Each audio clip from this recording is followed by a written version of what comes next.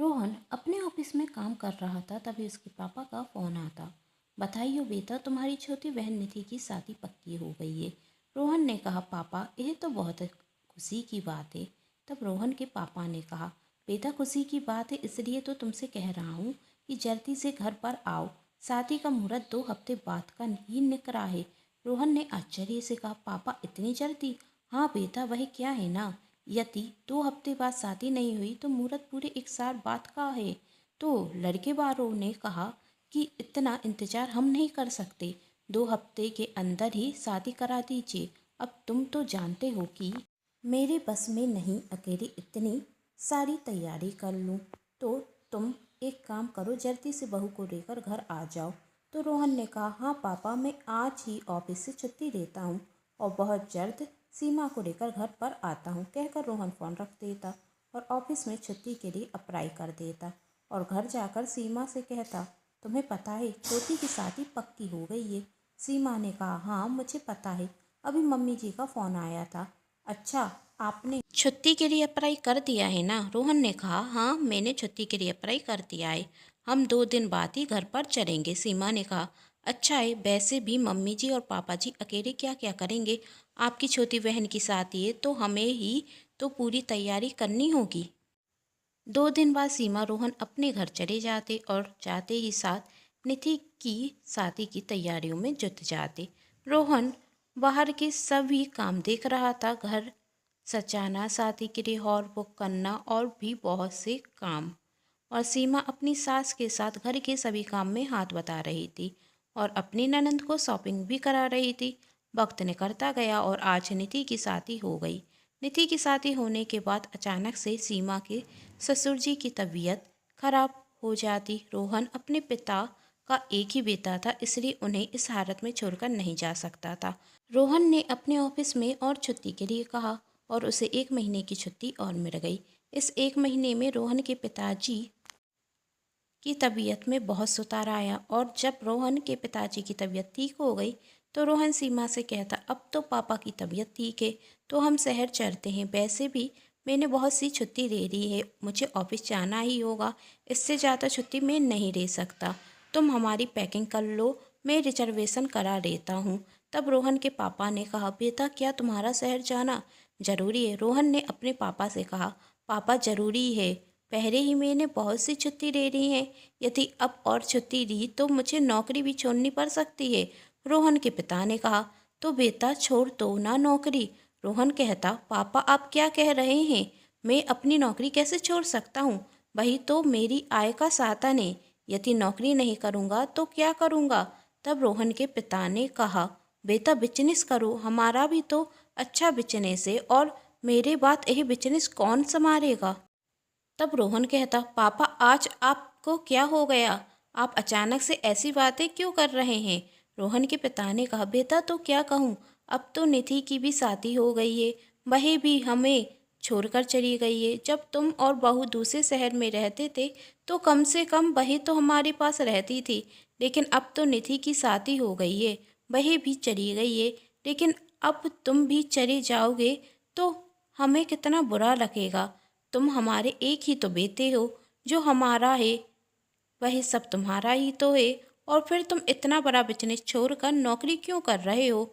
सच कहूँ तो यह है बेटा कि अब तुम्हारे माता पिता बूढ़े हो चुके हैं, उन्हें तुम्हारी ज़रूरत है।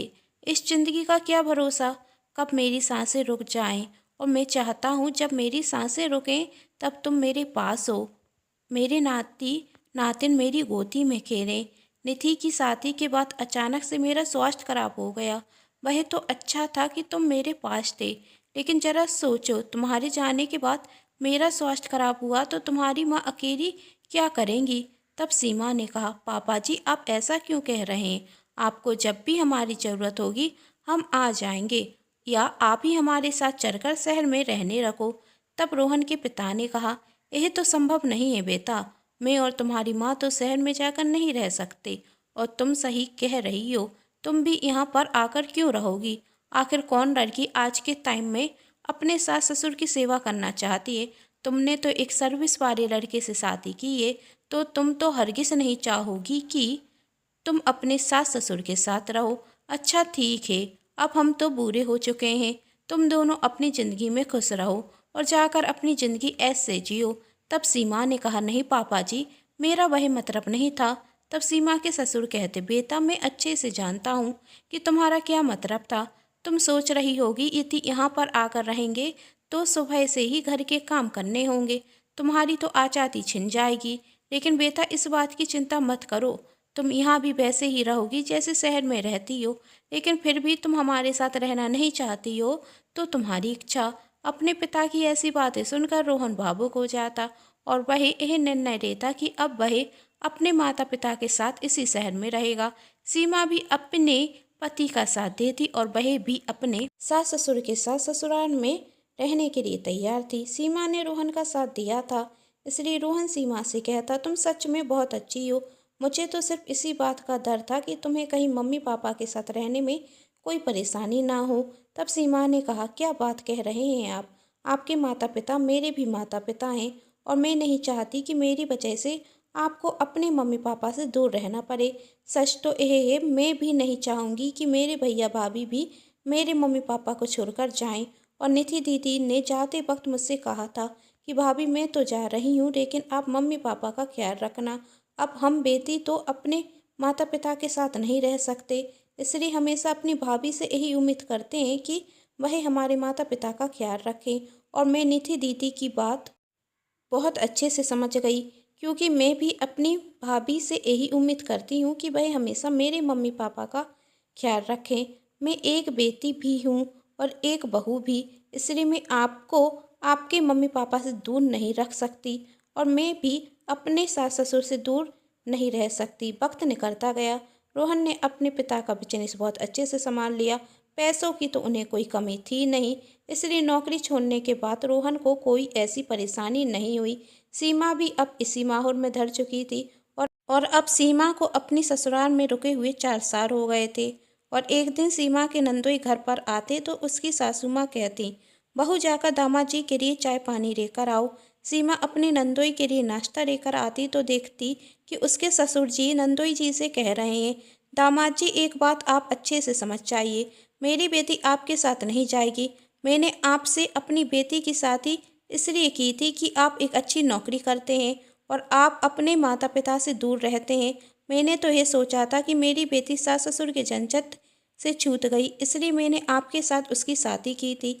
यदि मुझे शुरू से ही पता होता कि आप अपने माता पिता के साथ रहेंगे तो कभी भी मैं अपनी बेटी की शादी आपके साथ नहीं करता।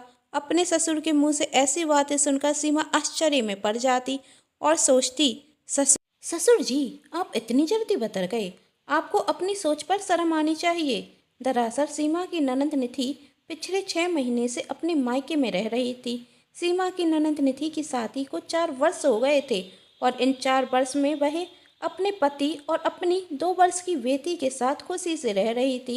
लेकिन अचानक से निधि के ससुर जी का देहांत हो जाता, जिसके बाद निधि की सास अकेली रह जाती और निधि के पति विनीत अपनी मां को गांव से शहर लेकर अपने पास आ जाते। लेकिन सीमा की ननंद निधि को यह पसंद नहीं आता और वह अपने पति से कहती कि आप यह निर्णय कर लीजिए कि इस घर में मैं रहूं या आपकी माँ, क्योंकि मैं तो आपकी माँ के साथ इस घर में नहीं रह सकती। विनीत निधि को बहुत समझाता कि माँ अकेली गांव में कैसे रहेंगी, उन्हें हमारी ज़रूरत है। पापा के जाने के बाद वह पहले ही सदमे में है। अब तुम ही बताओ उनका इस दुनिया में कौन है? मैं उनका बेटा हूँ तो वह मेरे साथ ही तो रहेंगी ना। तब निधि कहती, यदि आपका यही फैसला है तो मेरा फैसला भी सुन लीजिए। यदि आपकी माँ इस घर में रहेंगी तो मैं भी अपने मायके में रहूंगी। और अपनी बेटी के साथ निधि अपने मायके में आकर रहने लगी। पिछले 6 महीने से विनीत और उसकी माँ निधि को बहुत मना रहे थे कि हम आकर हमारे साथ रहने रखो, लेकिन निधि किसी की नहीं सुनती और उसकी जिद थी कि वह अपनी सास के साथ नहीं रहेगी। निधि की सास ने विनीत से कहा, बेटा तुम अपनी जिंदगी बर्बाद क्यों करते हो, मैं जाकर गांव में रह लूंगी। लेकिन विनीत नहीं मानता और कहता, माँ आप इसी घर में हमारे साथ रहेंगी और मैं बहुत जल्द निधि को मना कर भी ले आऊँगा, आप चिंता मत कीजिए।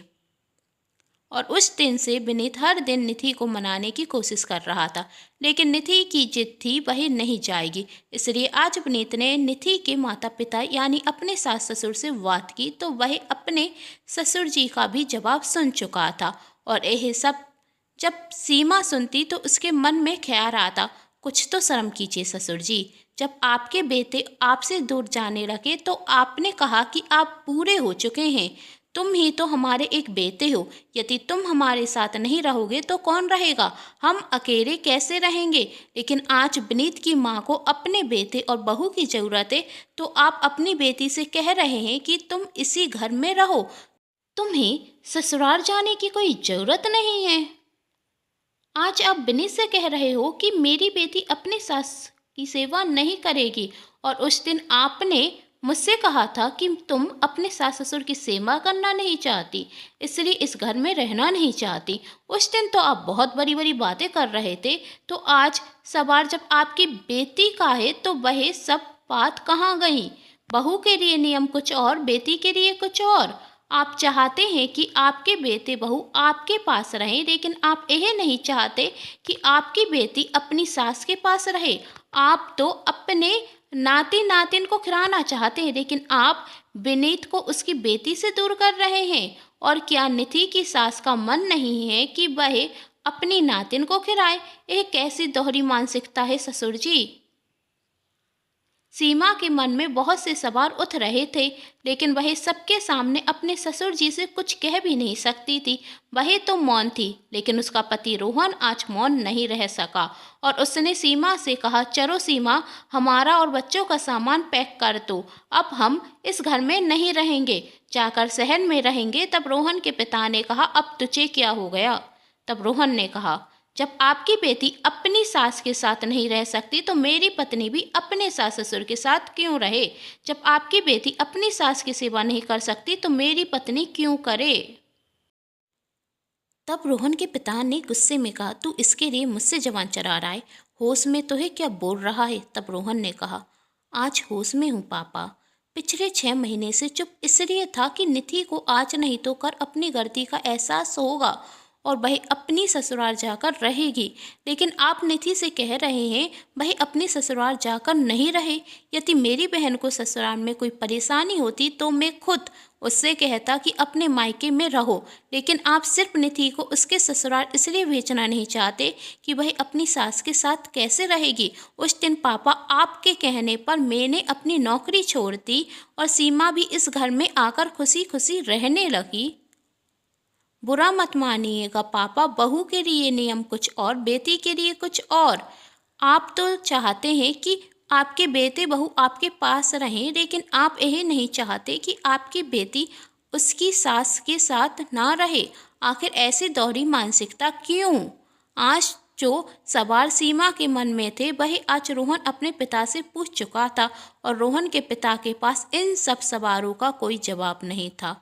और रोहन अपनी बहन से कहता, एक दिन तूने ही सीमा से कहा था कि भाभी मैं तो जा रही हूँ, लेकिन मेरे मम्मी पापा का ख्याल रखना।